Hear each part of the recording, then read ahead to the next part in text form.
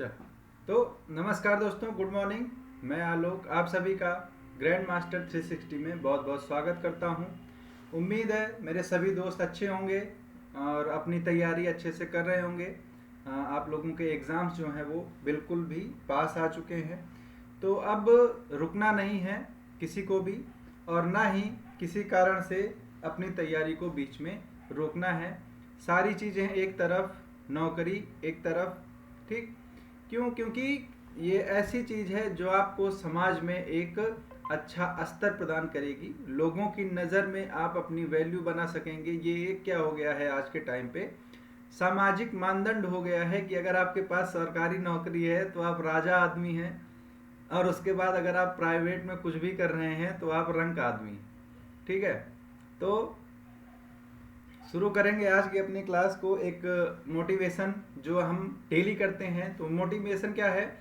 हार मानने से न ताकत मिलेगी और ना ही मंजिल मिलेगी। तो क्या कहते हैं कि हार मानने से न ताकत मिलेगी न मंजिल मिलेगी, पढ़ाई कर ले दोस्त, एक दिन ये दुनिया तेरे कदमों में झुकेगी। तो पढ़ाई कर ले दोस्त, दुनिया को झुकाना है, दुनिया को दिखाना है कि आप भी कुछ हो, आपने भी कुछ अचीव किया है। तो पढ़ाई सबसे इम्पोर्टेंट है, ठीक। तो पढ़ाई करते रहेंगे और पढ़ाई करने के लिए ही हम यहाँ पर इकट्ठा हैं सब लोग एक साथ। तो चलिए शुरू करते हैं आज की अपनी क्लास को।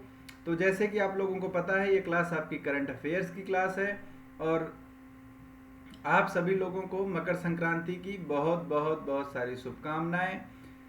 बस सारे त्यौहार आपके उसी दिन हो जाएंगे जिस दिन पीडीएफ में आपका नाम होगा, आपका रोल नंबर होगा। तो उसके लिए आपको अभी हर त्यौहार, दिवाली, होली, जो भी है, एक ही काम करना है, पढ़ाई करनी है। ना कोई छुट्टी है, ना कोई संडे है। पढ़ना है तो पढ़ना है जब तक मंजिल नहीं मिल जाती है। तो चलिए शुरू करते हैं। पहला टॉपिक हमारे पास है। पहला टॉपिक क्या है? पहला टॉपिक है काजीरंगा राष्ट्रीय उद्यान। अब काजीरंगा राष्ट्रीय उद्यान न्यूज़ में है, क्यों है ये आपको देखना है। तो उसके लिए मैं हूँ कि क्यों है। तो हाल ही में क्या हुआ, यहाँ पर पक्षियों की क्या की गई, गणना की गई। क्यों? क्योंकि यहाँ पर क्या आते हैं, प्रवासी पक्षी आते हैं। तो पक्षियों की क्या हुई, जनगणना हुई। इनका जो एक डेटा है वो संकलित किया गया। तो पक्षियों की जनगणना जो हुई, इसमें लगभग 85,000 पक्षियों की उपस्थिति क्या हुई, दर्ज हुई। ठीक है, तो यहाँ पर क्या हुआ, राष्ट्रीय उद्यान में आयोजित वाटर बर्ड जनगणना। ठीक है, इस जनगणना का क्या नाम है, वाटर बर्ड जनगणना। ठीक, तो क्या है, प्रवासी पक्षी हैं जो ठंड के मौसम में यहाँ पर आते हैं। तो उसमें कितने हैं, तो कितनी संख्या है इनकी, 84,839। ठीक है, 84,839 पक्षी जो है, ये संख्या जो है यहाँ पर रिकॉर्ड की गई है। पिछली बार कितना था, पिछली बार था 66,776। तो इसमें क्या है, इस बार वृद्धि देखी गई है, लगभग 27% की वृद्धि जो है वो दर्ज की गई है। क्लियर सबको? ठीक, और ये क्या था, 5वां उत्सव था। ठीक है, मतलब ये जनगणना कौन सी थी, 5वीं बार की जनगणना थी। और कब की गई ये, 9 से 10 जनवरी, 9 और 10 जनवरी के बीच में की गई या फिर आयोजित की गई थी। ठीक है, तो काजीरंगा नेशनल पार्क कहाँ पर है, तो काजीरंगा नेशनल पार्क कहाँ है, आसाम में या फिर असम में। ठीक है, कहाँ पर है, असम में है, और असम का सबसे पुराना नेशनल पार्क है। ठीक है, आपने काजीरंगा के बारे में सुना होगा। इसको हम क्या बोलते हैं, इसको हम बोलते हैं, क्या बोलते हैं, यहाँ पर इसे हम बोलते हैं B5 या फिर बिग 5। क्यों? क्योंकि यहाँ पर 5 बड़े जीव पाए जाते हैं। ठीक है, कौन से जीव पाए जाते हैं, बड़े जीव पाए जाते हैं। और उनमें सबसे प्रमुख कौन सा है, एक सींग वाला गैंडा। ठीक है, क्या है, एक सींग का गैंडा जो है ये सबसे प्रमुख है। ये कहाँ पर पाया जाता है, काजीरंगा राष्ट्रीय उद्यान में। ठीक है, और यहाँ पर क्या है वो अभी हम आगे देखेंगे। तो ये कहाँ पर स्थित है काजीरंगा राष्ट्रीय उद्यान सर, तो सर ये असम में स्थित है। क्लियर, तो ये आपको नोट करना है, ये पूछे जाते हैं या फिर मैच द फॉलोइंग्स में भी आ जाते हैं। नेशनल पार्क और जैसे टाइगर रिजर्व हो गया या फिर पक्षी विहार हो गए, तो ये सारी चीज़ें आपसे क्या है, पूछी जाती हैं। तो ये कहाँ पर स्थित है, आसाम में स्थित है। लगभग 430 वर्ग किलोमीटर, कितना, 430 किलोमीटर स्क्वायर इसका क्या है, क्षेत्रफल है। इतने एरिया में क्या है, विस्तृत है। ठीक है। इस पार्क में एक सींग वाले गैंडे जो हैं वो सबसे ज़्यादा पाए जाते हैं। ठीक। 1985 में यूनेस्को ने इसको क्या किया था, विश्व धरोहर स्थल की सूची में शामिल किया था। कब, 1985 में। ठीक है, क्लियर। यूनेस्को ने इसको किस में शामिल किया था, अपने विश्व धरोहर सूची में शामिल किया था। ठीक है। और उसके बाद भारत सरकार द्वारा 2007 में इसको टाइगर रिजर्व भी घोषित कर दिया गया। ठीक है। यहाँ पर बंगाल टाइगर जो है वो पाए जाते हैं, और यहाँ इसको क्या घोषित कर दिया, 2007 में टाइगर रिजर्व घोषित कर दिया गया। और साथ ही साथ इसको हम क्या बोलते हैं, मैंने आपको बताया था, इसे बिग 5 या फिर B5 बोला जाता है, क्योंकि यहाँ पर देखिए, एक सींग वाला गेंडा, 12 सिंगा, जंगली भैंसा, बंगाल टाइगर, ये सारे जीव जो है वो यहाँ पर निवास करते हैं। क्लियर। तो ये क्या है, काजीरंगा राष्ट्रीय उद्यान है। ठीक। और यहाँ पर अभी हाल ही में क्या हुआ, पक्षियों की गणना की गई, जो प्रवासी पक्षी भारत आते हैं। ठीक। उसके बाद मेघालय का बर्नीहाट जो है वो न्यूज़ में है। ये कहाँ का शहर है, मेघालय का एक शहर है। तो चर्चा में क्यों है, न्यूज़ में क्यों है, तो इसको सबसे प्रदूषित शहर की सूची में शामिल किया गया है, और ये पहले नंबर पर है। ठीक। अब आप सोचेंगे सर ये तो नॉर्थ ईस्ट का स्टेट है, कहाँ का है, उत्तर पूर्व का हिस्सा है, और ये तो क्या है, पहाड़ी क्षेत्र हैं, यहाँ पर वनों की अधिकता है, बहुत सारे वन हैं, और यहाँ पर कैसे इतना ज़्यादा प्रदूषण हो गया, है ना। क्यों, क्योंकि सबसे प्रदूषित शहरों में पहले कौन रहता था, दिल्ली रहता था, गाजियाबाद रहता था, नोएडा होता था। ठीक है, ये सारे शहर होते थे। इस बार क्या है, बर्नीहाट मेघालय। ठीक। तो इसको क्या है, सबसे प्रदूषित शहरों और टाउन सब की सूची में शीर्ष पर रखा गया। इसके बाद बिहार का क्या है, बेगूसराय, और उत्तर प्रदेश का ग्रेटर नोएडा है। ठीक। तो पहले नंबर पर क्या है, बर्नीहाट है, कहाँ का, मेघालय का। दूसरे नंबर पर क्या है, बेगूसराय है। ठीक है, कहाँ का, बिहार का। और तीसरे नंबर पर क्या है, ग्रेटर नोएडा, उत्तर प्रदेश। ठीक। तो ये तीनों जो हैं ऊपर से सबसे क्या है, ये प्रदूषित शहर हैं। ठीक। ये रिपोर्ट कौन जारी करता है, तो centre for research on energy and clean air, CREA। ठीक है, ये क्या है, एजेंसी है या फिर थिंक टैंक है। ये क्या है, इस रिपोर्ट को जारी करती है। दिल्ली जो बहुत टाइम से पहले नंबर पर रहता था, ये कहाँ पर है, 8वें नंबर पर है। 8th पोजीशन दिल्ली को मिली है। तो सबसे प्रदूषित शहरों में दिल्ली कहाँ पर है, 8वें स्थान पर है। ठीक। पहले पर कौन है, बर्नीहाट, मेघालय का एक शहर है, ये पहले स्थान पर आया है। ठीक। तो ये इम्पोर्टेंट हो जाता है, क्योंकि ये उत्तर पूर्व भारत का एक शहर है, जो 7 सिस्टर्स हैं उनसे रिलेटेड जो स्टेट है मेघालय, तो मेघालय का एक शहर है। ठीक। भारत के 20 सबसे प्रदूषित शहरों में केवल 7 ही वर्तमान में NCAP के अंतर्गत हैं। NCAP के अंतर्गत आने वाले बर्नीहाट में 301 माइक्रोग्राम प्रति घन मीटर पर उच्चतम वार्षिक औसत PM10 की सांद्रता दर्ज की गई। PM10 क्या है, पर्टिकुलेट मैटर होता है। ठीक है, क्या होता है, ये पर्टिकुलेट मैटर होता है। PM10 और PM2.5 ये दो होते हैं, जिनके आधार पर वायु की गुणवत्ता जो है वो जांची जाती है।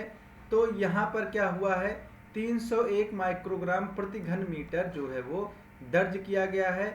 वहीं असम के सिलचर में सबसे कम दर्ज किया गया है, वो कितना है, 29 माइक्रोग्राम प्रति घन मीटर, मतलब 29 माइक्रोग्राम पर मीटर क्यूब, मतलब 1 मीटर क्यूब की जो हवा है उसमें 29 माइक्रोग्राम जो पार्टिकुलेट मैटर टिन है वो पाया गया है। ठीक, क्लियर है। तो इसीलिए ये न्यूज़ में है आपका बर्नी हाट। ठीक, फिर उसके बाद महाराष्ट्र की न्यूज़ आती है अटपाड़ी संरक्षण रिजर्व। क्या आता है? अटपाड़ी संरक्षण रिजर्व। ठीक, तो क्या किया गया? अटपाड़ी क्या है? एक नासिक जिले में एक जगह है। ठीक है, तो यहाँ पर हाल में क्या हुआ, यहाँ के जो मुख्यमंत्री हैं एकनाथ शिंदे, इन्होंने नासिक जिले के कुछ हिस्से को क्या किया, रिजर्व के रूप में घोषित कर दिया। ठीक है, किसके रूप में? रिजर्व के रूप में घोषित कर दिया। किसकी दृष्टि से? पर्यावरण की दृष्टि से। ठीक है, तो 18 नए और 7 प्रस्तावित की घोषणा हो गई और इसके परिणाम स्वरूप महाराष्ट्र में आरक्षित क्षेत्र कुल कितने हो गए? 52 हो गए। ठीक, तो ये स्थित कहाँ है? तो नासिक जिले में है। कहाँ पर? कहाँ पर? नासिक जिले में 18 नए और सांगली जिले में अटपाड़ी संरक्षण रिजर्व जो है ये घोषित कर दिया गया है। और साथ ही साथ क्या किया गया है? साथ ही साथ नवगठित अटपाड़ी संरक्षण रिजर्व में क्या किया गया? मलधोक पक्षी अभ्यारण्य जो है वो किसको किसको कनेक्ट कर रहा है? अटपाड़ी संरक्षण रिजर्व को मैनी संरक्षण क्षेत्र से क्या है ये कनेक्ट करता है। क्लियर? तो यहाँ जो ये क्षेत्र जो घोषित किया गया है, यहाँ पर 3 प्रकार के वन जो है वो पाए जाते हैं। इसमें कौन कौन से वन हैं? तो अर्ध सदाबहार वन है, नम पर्णपाती वन है और शुष्क पर्णपाती वन है। ठीक, तो वनों में आपको पता होगा कि सदाबहार वन कौन से होते हैं? सदाबहार वन होते हैं जिनमें पूरे साल, ठीक है, मतलब पूरे साल भर जो है वो हरे भरे बने रहते हैं, इसमें पत्तियां रहती हैं। ठीक, और पर्णपाती वन कौन से होते हैं? पर्णपाती वन ऐसे वन होते हैं कि जब गर्मी का मौसम आएगा तो ये अपनी पत्तियां गिरा देते हैं। क्यों? क्योंकि जब गर्मी के मौसम में पत्तियां गिरा देंगे तो जो वाष्पोत्सर्जन है पौधों का, पेड़ों का, वो कम होगा। तो वो क्या है? अपने खुद को जीवित रखने के लिए क्या करते हैं? पत्तों को गिरा देते हैं। ठीक, फिर जब बरसात का मौसम आएगा, जब उनको पर्याप्त जल जो है वो मिलने लगता है तो पत्तियां फिर से आ जाती हैं, तो उनका जीवन जो है वो बना रहता है। तो ये पर्णपाती वन, शुष्क पर्णपाती वन और अर्ध सदाबहार वन, ये 3 प्रकार के वन पाए जाते हैं। 36 प्रकार की पेड़ों की प्रजातियां, 116 जड़ी बूटियां, 15 झाड़ियां, 14 बेल प्रजातियां और 1 परजीवी पौधा भी यहाँ पर पाया जाता है। तो ये आपके इंफॉर्मेशन के लिए था। याद क्या रखना है? अटपाड़ी संरक्षण रिजर्व महाराष्ट्र के सांगली जिले में आता है और नासिक जिले के कुछ हिस्से के साथ साथ टोटल 18 नए जो रिजर्व हैं उनको क्या है? मंजूरी दे दी गई है। तो टोटल संख्या कितनी हो गई है इनकी? 52 हो गई है। ठीक, क्लियर? फिर उसके बाद आता है न्यूज़ विश्व तमिल प्रवासी दिवस 2024। ठीक है, तो अभी आपको याद होगा कि विश्व प्रवासी दिवस जो है वो मनाया गया था। ठीक है, NRI डे मनाया गया था। ठीक, तो अब क्या मनाया गया? तमिलनाडु में विश्व तमिल प्रवासी दिवस जो है ये मनाया गया। तो ये क्या है? तमिलनाडु सरकार के द्वारा मनाया गया। ठीक है, किसके लिए? तो दुनिया भर में तमिलों की विरासत का सम्मान करने के लिए 11 और 12 जनवरी को। ठीक है, कब मनाया गया? तो ये मनाया गया 11 और 12 जनवरी को मनाया गया। किसके लिए? तो जो तमिल लोग हैं उनके रिस्पेक्ट में, उनको सम्मान देने के लिए। क्लियर? फिर उसके बाद इसकी थीम क्या थी? तो तमिल वेल्लम। ठीक है, थीम क्या थी इसकी? तमिल वेल्लम मतलब तमिल जीतेगा। ठीक है, ये क्या थी? इसकी थीम थी। क्लियर? थीम आपको याद रखनी है, ये थीम थी। ठीक है, उसके बाद यहाँ पर 2 महत्वपूर्ण योजनाओं पर प्रकाश डाला गया जिनका नाम है एनाधु ग्रामम और नम्मा स्कूल नम्मा उरुपल्ली। ठीक है, तो ये क्या है? तमिलनाडु सरकार की योजनाएं हैं। इस अवसर पर बहुत सारे संगठन जो है वो शामिल हुए। उनमें कौन कौन सा है? गाइडेंस तमिलनाडु, FAMETN और स्टार्टअप तमिलनाडु, ठीक है। ये सारे जो मतलब अलग अलग प्रकार के संगठन हैं, ये इस कार्यक्रम में आके शामिल होते हैं। तो ये आपको उतना याद नहीं रखना है, आपको डेट याद रखनी है 11 से 12 जनवरी, और थीम क्या है, तमिल जीतेगा या फिर तमिल वेल्लम। तो ठीक, क्या है, तमिल वेल्लम या फिर तमिल जीतेगा, ठीक है। ये इसकी क्या है, थीम है, ठीक, क्लियर। चलिए आगे चलते हैं अपने टॉपिक पर। अगला टॉपिक हमारा क्या है, तो अभी हाल ही में क्या है, विश्व के जो सर्वश्रेष्ठ एयरपोर्ट हैं, हवाई अड्डे हैं, उनकी क्या है, रैंकिंग जो है वो जारी की गई है, ठीक। अब आप देखेंगे तो इसमें ये क्या है, ये सिंगापुर का चांगी एयरपोर्ट है। क्या है, चांगी एयरपोर्ट कहाँ का है, सिंगापुर का, ठीक है। तो देखिए देखने में भी ये काफ़ी खूबसूरत है, मनमोहक दृश्य है, लग रहा है कहीं स्वर्ग जैसी जगह लग रही है, ठीक। तो इसको जारी किसके द्वारा किया जाता है, तो जारी करने वाली कंपनी है ब्रिटिश कंसल्टेंसी स्काई ट्रैक्स, ठीक। तो आपको इस एजेंसी का नाम याद रखना है, ठीक है।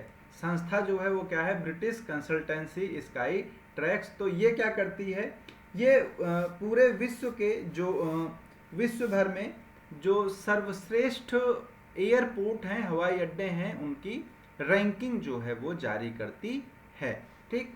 तो 2023 में जो पूरी साल का जो एक रैंकिंग था, इसमें बहुत सी चीज़ों को क्या है, शामिल किया जाता है। इसमें रख रखाव, यात्रियों के लिए सुविधाएं क्या हैं, जो वेटिंग रूम है, और खान पान कैसा है, तो ये एनवायरनमेंट के लिए क्या क्या चीज़ें की गई हैं, तो ये सारी चीज़ों, इन सारी चीज़ों को क्या किया जाता है, देखा जाता है, और उसके बाद रैंकिंग जो है वो जारी की जाती है, ठीक। तो इसमें पहले स्थान पर कौन सा है, पहले स्थान पर है चांगी एयरपोर्ट सिंगापुर, ठीक है। पहले स्थान पर कौन सा है, चांगी एयरपोर्ट सिंगापुर है, जो फिर से पहले स्थान पर आ गया है, ठीक।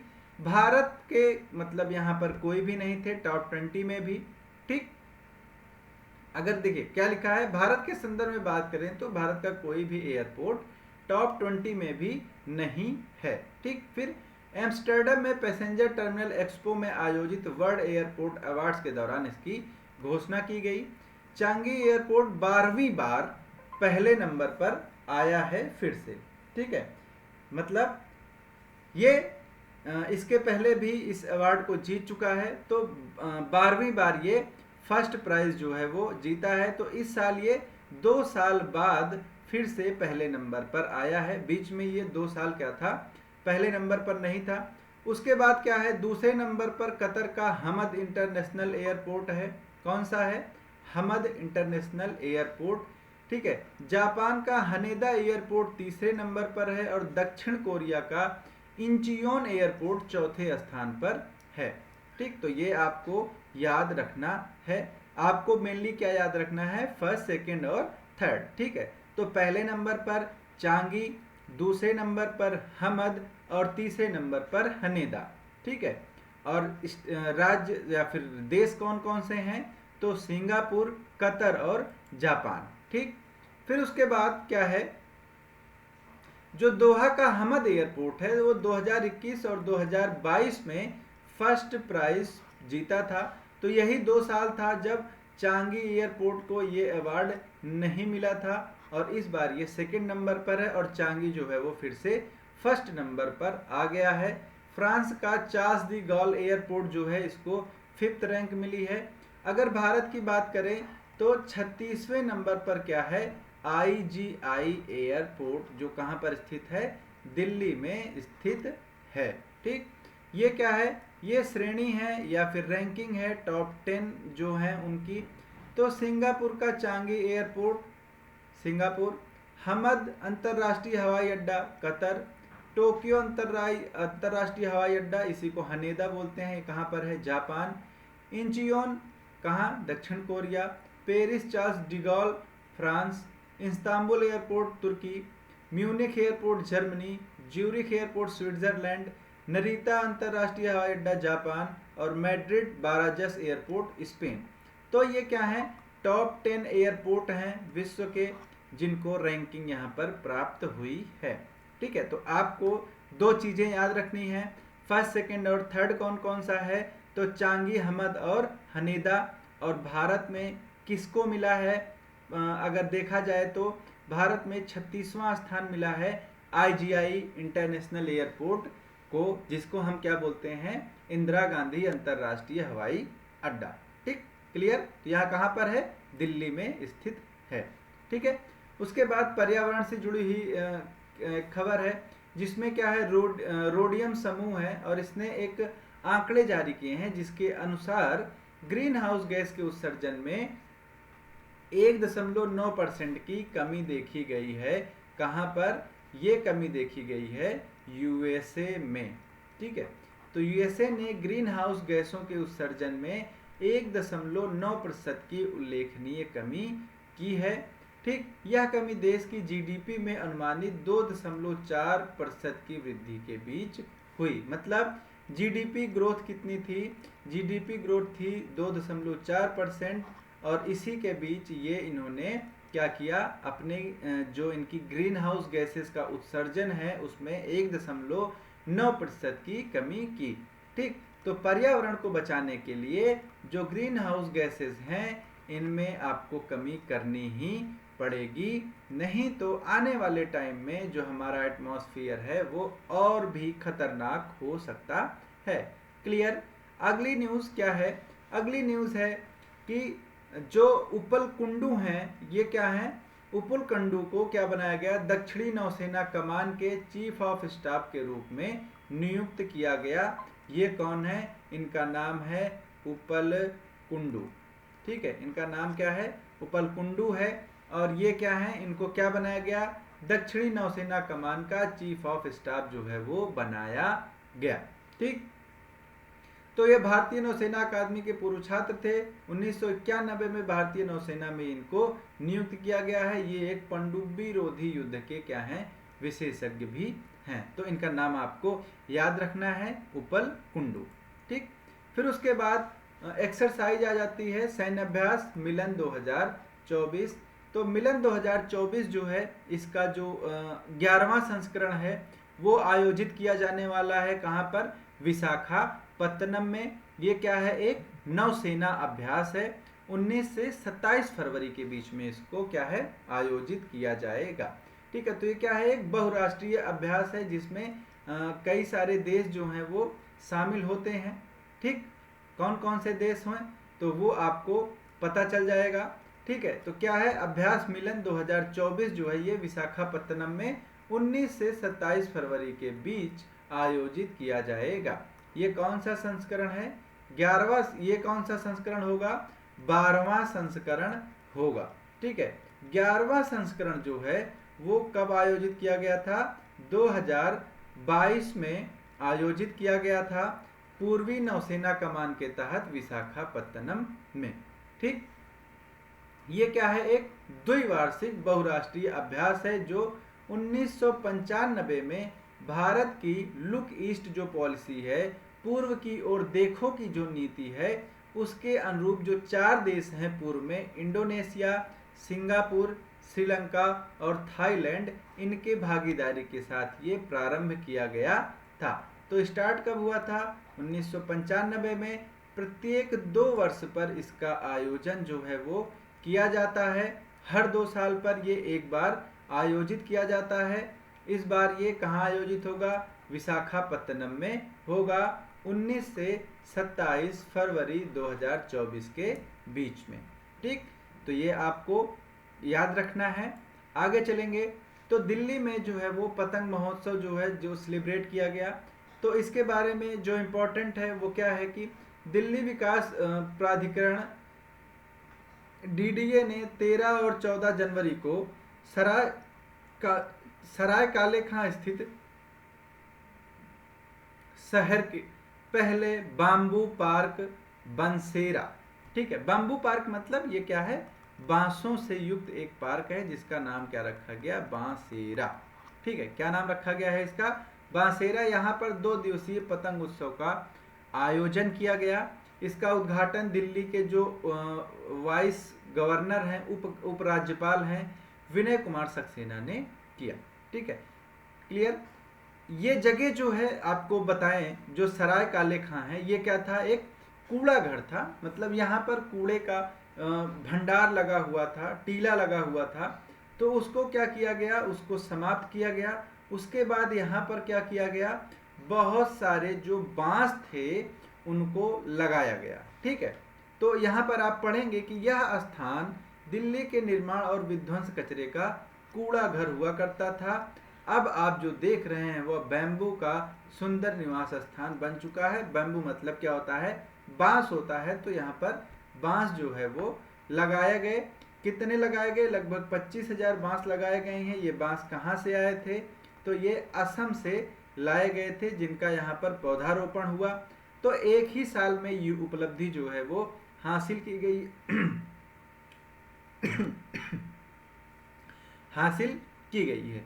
देखिए क्या होता है, एक साल में पार्क ऐसे बन गया क्योंकि आपको पता है कि जो बांस है ये सबसे तेज बढ़ने वाला पौधा है या फिर पेड़। ठीक है, सबसे तेज जो है ये बढ़ता है। क्लियर।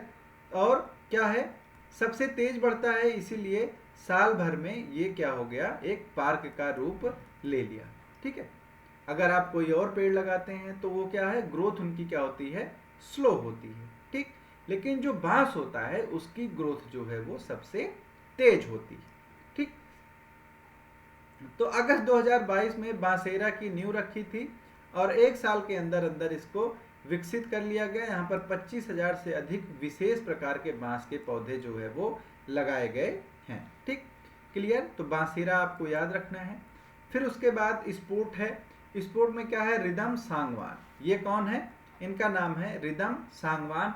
इन्होंने क्या किया, इन्होंने ओलंपिक में अपना जो कोटा है वो हासिल कर लिया। कोटा का मतलब क्या हो जाता है कि जैसे क्या है, एक मेरिट लिस्ट होती है, जो पास हो जाता है वो जैसे प्री क्वालिफाई कर लिया आपने। ठीक है, तो ये क्या है, एक प्री है, इन्होंने उसका कोटा हासिल कर लिया है। अब ये ओलंपिक में भारत का प्रतिनिधित्व करेंगी। ठीक, तो रिदम सांगवान ने एशिया ओलंपिक क्वालिफायर में 25 मीटर स्पोर्ट पिस्टल में कांस्य पदक जीतकर इतिहास रचा। पदक जीतने के साथ ही 2024 पेरिस ओलंपिक का कोटा प्राप्त कर लिया है। ठीक, और ऐसा करने वाली 16वीं भारतीय निशानेबाज बन गई। क्लियर है। टोक्यो 2020 ओलंपिक में 15 भारतीय निशानेबाजों ने भाग लिया था।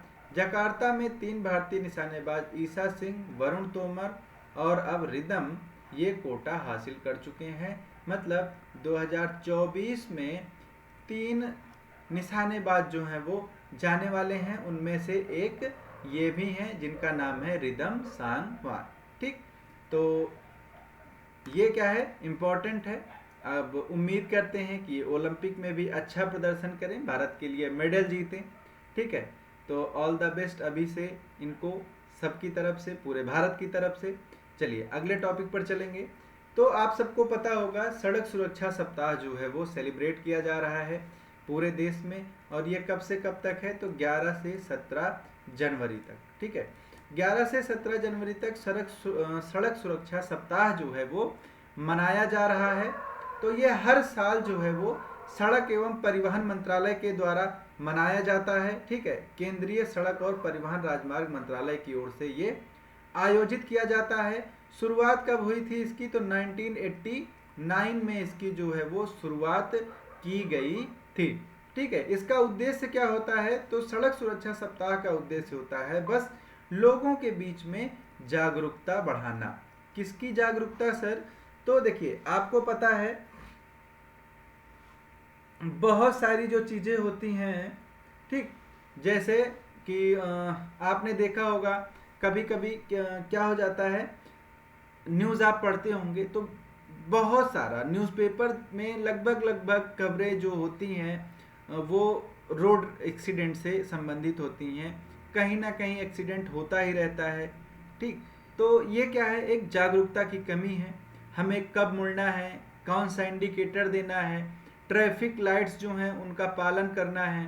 ठीक है, जेब्रा क्रॉसिंग है, वहाँ से रोड क्रॉस करनी है अगर आप पैदल हैं तो तो इन सब चीज़ों के बारे में जागरूकता बढ़ाने के लिए सड़क सुरक्षा सप्ताह का आयोजन जो है वो सड़क परिवहन मंत्रालय, राजमार्ग मंत्रालय के द्वारा किया जाता है। ये कब से कब तक किया जा रहा है? तो ये 11 से 17 जनवरी तक किया जा रहा है। क्लियर? फिर उसके बाद क्या है? आइंस्टीन प्रोब, ठीक है, इसको क्या बोल रहे हैं हम? ईपी, ठीक है। आइंस्टीन प्रोब ये क्या है? एक सैटेलाइट है, ठीक है, सैटेलाइट है जिसको चीन के द्वारा लॉन्च किया गया, ठीक है। और इसका काम क्या है कि जो ब्लैक होल हैं, ठीक है, क्या है? ब्लैक होल्स हैं, उनका अध्ययन करने के लिए, ठीक। तो चीन ने आइंस्टाइन प्रोब के नाम से एक सैटेलाइट को लॉन्च किया है। इसका उद्देश्य ब्रह्मांड में ब्लैक होल की खोज करना है, ठीक। किसकी खोज करना है? ब्लैक होल्स की खोज करना है। तो ये क्या है? उस सैटेलाइट की इमेज है। इसका नाम क्या है? आइंस्टाइन प्रोब, ठीक। इसको लॉन्च किया गया, ठीक। तो दावा किया जा रहा है कि ये खिले हुए कमल की तरह दिखता है। तो बात की जा रही है इस एरिया की। इसको क्या बताया गया कि ये क्या है? पंखुड़ियां हैं और ये एक खिले हुए कमल के रूप में दिखता है। ये नीचे का हिस्सा है और ये ऊपर, ठीक है। तो ये बताया जा रहा है कि ये खिले हुए कमल की तरह दिखता है। ये क्या है? चीन के सिचुआन प्रांत में स्थित जिचांग सैटेलाइट सेंटर से इसको लॉन्च किया गया। इसका वजन क्या है? 1.45 टन है और यह एक एसयूवी जितना बड़ा है, मतलब एक जो कार होती है 7 सीटर, ठीक है, जैसे आप स्कॉर्पियो, बोलेरो, ये सारी गाड़ी जो होती हैं, ठीक है, इनके साइज के बराबर है। इसमें कुल 14 मॉड्यूल लगे हैं, 12 मॉड्यूल साइड में और 2 नीचे की तरफ हैं। देखने पर ये एक कमल की तरह लगता है, ठीक है। तो सिंपली आपको याद क्या रखना है? इसका नाम क्या है? Einstein probe. लॉन्च किसने किया है? चीन ने। किसके लिए किया है? ब्लैक होल की खोज और अध्ययन के लिए किया है, ठीक। क्लियर? और इसका आकार किसके बराबर माना जा रहा है? किसके समान माना जा रहा है? तो इसके आकार को माना जा रहा है कि ये कमल के समान है, ठीक। क्लियर? अगला टॉपिक क्या है? शीलवर्धन सिंह। ये एक व्यक्तित्व है, चर्चित व्यक्तित्व, जिनको क्या किया गया है? इनको यूपीएससी का नया अध्यक्ष चुना गया है, ठीक है। क्या चुना गया है? इनको यूपीएससी का नया अध्यक्ष चुना गया है, ठीक। तो ये क्या थे? सीआईएसएफ के पूर्व महानिदेशक शीलवर्धन सिंह को यूपीएससी का सदस्य नियुक्त किया गया है। तो सॉरी, अध्यक्ष नहीं है, इनको क्या है? सदस्य जो है वो नियुक्त किया गया है। ये 1986 बैच के बिहार कैडर के आईपीएस अधिकारी हैं और इनका जो मूल निवास है वो यूपी का है, ठीक। आईबी के स्पेशल डीजी से पूर्व शीलवर्धन सिंह बिहार के कई जिलों में बतौर एसपी काम कर चुके हैं, ठीक है। तो आईपीएस हैं तो बतौर एसपी ही काम करेंगे। तो सिंपल सी बात है, सदस्य के रूप में इनको नियुक्त किया गया। इनका नाम क्या है? शीलवर्धन सिंह, ठीक है। क्लियर है? तो ये आपको नाम जो है वो याद रखना है। इनको यूपीएससी का मतलब एक सदस्य जो है वो नियुक्त किया गया है, मेंबर नियुक्त किया गया है, ठीक। फिर उसके बाद भिन-भिन और नीनी, ठीक। अब नाम से ये थोड़ा अजीब लगता है। ये क्या है? शुभंकर है। क्या है ये? शुभंकर है, ठीक। किसका? तो जो 9वां एशियाई खेल है, ठीक है, क्या है? 9वां एशियाई शीतकालीन खेल, ठीक है। क्या है? शीतकालीन खेल, ठीक है। तो इसके लिए नारा, प्रतीक और शुभंकर, इन तीनों का क्या किया गया? अनावरण किया गया, लॉन्च किया गया, ठीक। तो सिन्हुआ की रिपोर्ट के अनुसार 2025 में जो एशियाई शीतकालीन खेल होंगे उनको आधिकारिक नारा क्या दिया गया? सर्दियों का सपना, एशिया के बीच प्यार, ठीक। ये क्या है? नारा है, ठीक है। और शुभंकर क्या है? तो शुभंकर भिन-भिन और नीनी, ठीक है। तो ये हैं भिन-भिन और दूसरी हैं नीनी, ठीक है। ये कौन है? ये हैं भिन-भिन और ये हैं नीनी। क्लियर? ठीक। ये कौन दोनों हैं? भिन-भिन और नीनी है, ठीक है। इनको शुभंकर के रूप में जो है वो क्या है? इनका अनावरण किया गया है। शुभंकर क्या होता है? आप लोग देखते होंगे जब कोई खिलाड़ी पदक जीतता है किसी खेल में, तो उसके हाथ में एक छोटा सा टेडी बियर टाइप में होता है, ठीक है। बहुत बार आपने देखा होगा क्या होता है, टेडी बियर टाइप में होता है।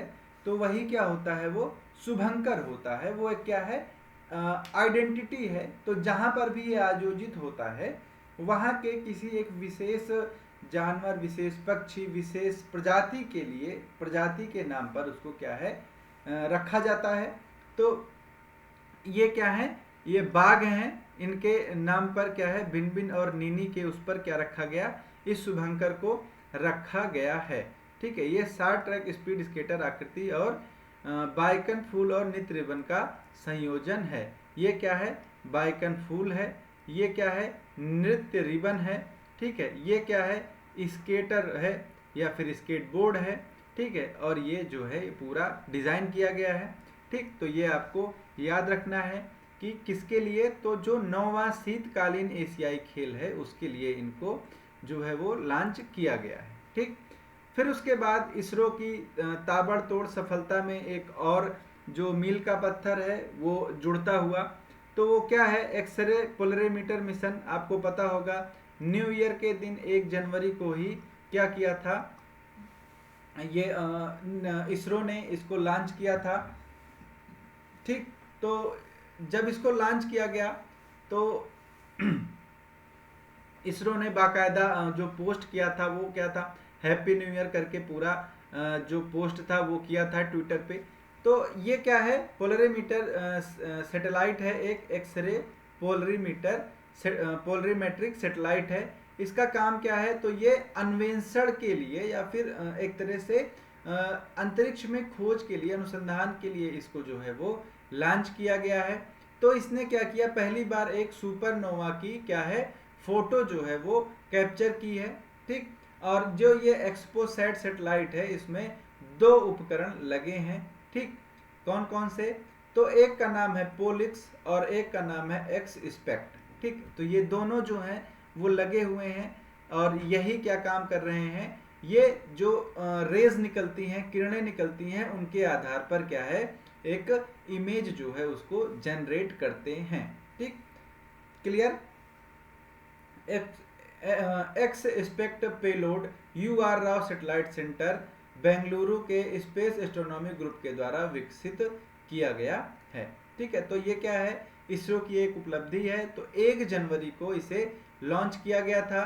किससे लॉन्च किया गया था, PSLV C58, PSLV C58 के द्वारा लॉन्च किया गया था।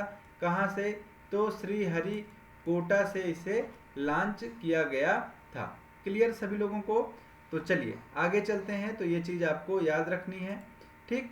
फिर उसके बाद कुछ ऐसी न्यूज़ हैं जो आपको जानना जरूरी है। तो क्या है कि डिजिटल इंडिया के तहत लखनऊ स्थित national bureau of fish genetic resources द्वारा विकसित report fish disease mobile app जो है वो लॉन्च किया गया है। तो ये आपको इम्पोर्टेंट के तौर पर याद रखना है।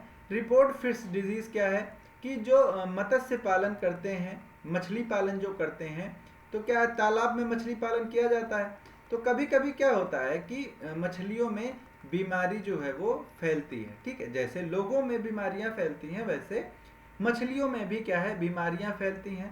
तो ये क्या है, एक निगरानी कार्यक्रम के तहत जो जलीय जीव हैं उसमें रोगों और मछली पालकों की समस्याओं के समाधान के लिए किया गया है, ठीक।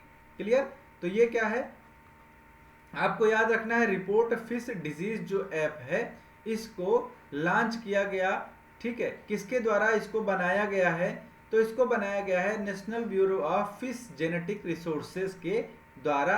और ये कहाँ पर है, ये लखनऊ में है, ठीक। उसके बाद SBI ने पर्यावरण अनुकूल परियोजनाओं के वित्त पोषण के लिए हरित रुपया सावधि जमा योजना जो है वो प्रारंभ की, ठीक है। क्या प्रारंभ की है, तो प्रारंभ की है हरित रुपया सावधि जमा योजना, ठीक है। तो अभी ये योजना ऑफलाइन है, धीरे धीरे ये ऑनलाइन भी आएगी।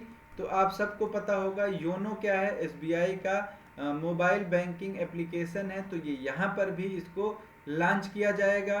3 अलग अलग अवधि के लिए इसको लॉन्च किया गया है। तो 1111 दिन के लिए, 1777 दिन के लिए और 2222 दिन के लिए। ये 3 क्या हैं, टाइम पीरियड हैं जिसके लिए इनको लॉन्च किया गया है, प्रारंभ किया गया है। ठीक, तो ये सारी जानकारी आपको यहाँ पर उपलब्ध हो जाएगी। तो इसके संबंधित जो जानकारियां हैं अभी इनको क्या है, अभी ये ऑफलाइन है, जो ब्रांचेस हैं जगह जगह पर उनके माध्यम से इनको जारी किया गया है।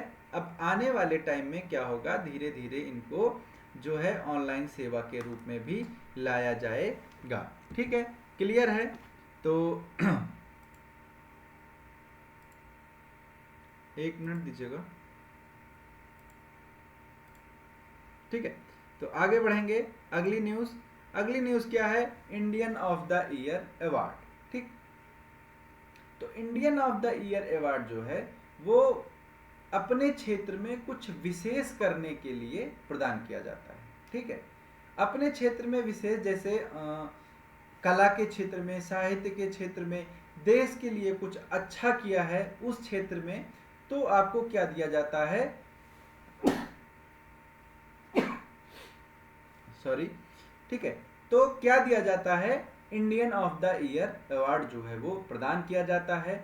तो बहुत सारे लोगों को ये अवार्ड जो है वो प्रदान किया गया है। तो सबसे पहले इसमें कौन आते हैं, सबसे पहले इसमें आते हैं इसरो। ठीक है, इसरो के जो अभी क्या है अध्यक्ष हैं सोमनाथ जी, इनको दिया गया। ठीक है, किसको दिया गया, इसरो के जो अध्यक्ष हैं एस सोमनाथ को दिया गया। और जो चंद्रयान 3 लॉन्च किया गया था, एक बहुत ही सफल मिशन इसरो के द्वारा, जिसने चंद्रमा के दक्षिणी ध्रुव पर सफल लैंडिंग की। ठीक है, तो उसके जो निदेशक थे पी वीरथुमवेल, ठीक है, उनको दिया गया। ठीक है, इनका नाम क्या था, डॉक्टर पी वीरमुथुवेल। ठीक है, इनको क्या दिया गया, Indian of the year award दिया गया। ये इम्पोर्टेंट है, मैं फिर आपसे बता रहा हूँ, आपको याद रखना है। ठीक है, तो ये अवार्ड इनको दिया गया यहाँ पर। ठीक है, आप अगर फिल्मों की बात करें तो इसे शाहरुख खान को दिया गया है। अभी हाल ही में इन्होंने काफ़ी हिट जो मूवीज़ थी वो दी। ठीक, तो इसके लिए इनको दिया गया। और अगर आप खेल की बात करें तो खेल के क्षेत्र में किसको दिया गया, नीरज चोपड़ा को दिया गया। ठीक है, किसको दिया गया, नीरज चोपड़ा को ये अवार्ड जो है वो प्रदान किया गया। तो नीरज चोपड़ा को अवार्ड किसने प्रदान किया, तो अंजू बाबी जॉर्ज। ठीक है, अगर आप अंजू बाबी जॉर्ज को जानते हैं तो ये कौन थी, तो एथलीट में पदक पाने वाली पहली महिला थी। ठीक है, एथलेटिक्स में पदक पाने वाली ये क्या है, जीतने वाली जो है वो महिला है। पहला मेडल इन्होंने जीता था, कहाँ, विश्व एथलेटिक चैंपियनशिप में। ठीक है, तो इनके हाथों से किसको दिया गया, नीरज चोपड़ा को। ठीक है, तो ये क्या था, Indian of the year award था जो इनको प्रदान किया गया है। ठीक, क्लियर? तो ये सारी चीज़ें आज के करंट अफेयर्स की थी। तो उम्मीद करते हैं क्लास आपको अच्छी लगी होगी। अब इसके बाद हम, कल संडे है, ठीक, तो संडे और मंडे, ठीक है, संडे और मंडे, तो पूरे वीक का कंपाइलेशन आपको पता है। ठीक है, क्या आता है, कंपाइलेशन। ठीक, तो पूरे हफ्ते की जो इम्पोर्टेंट न्यूज़ हैं जो आपके एग्ज़ाम में आ सकती हैं। ठीक है, तो आपके एग्ज़ाम में जो इम्पोर्टेंट करंट अफेयर हैं वो यहाँ पर डिस्कस किए जाएंगे। ठीक, तो इसमें बिल्कुल भी जुड़ना ना भूलें, ये आपके लिए मोस्ट इम्पॉर्टेंट क्लास होती है वीकली कंपाइलेशन। ठीक है, तो पूरा वीक आप इसमें देखेंगे। ठीक, तो चलिए, अभी तक आपने क्लास के साथ जो जुड़े रहे उन लोगों को बहुत बहुत सारा थैंक यू। ठीक है, तो उम्मीद करते हैं सेशन अच्छा लगा होगा आप लोगों को। तो इसी के साथ एंड करते हैं अपनी क्लास को, और सभी दोस्तों को, सभी जो क्लास देख रहे हैं उन लोगों को, आप लोगों से बस एक ही रिक्वेस्ट है कि ज़्यादा से ज़्यादा इस क्लास को शेयर कीजिए। आप चैनल पर नए हैं तो चैनल को सब्सक्राइब कीजिए, और फिर मिलते हैं अगली क्लास में अपने कंपाइलेशन के साथ जो वीकली होता है। तब तक के लिए सभी लोगों को प्यार भरा नमस्कार, ऑल द बेस्ट। आप अपनी तैयारी अच्छे से करते रहें, और आखिरी में जय हिंद, जय भारत।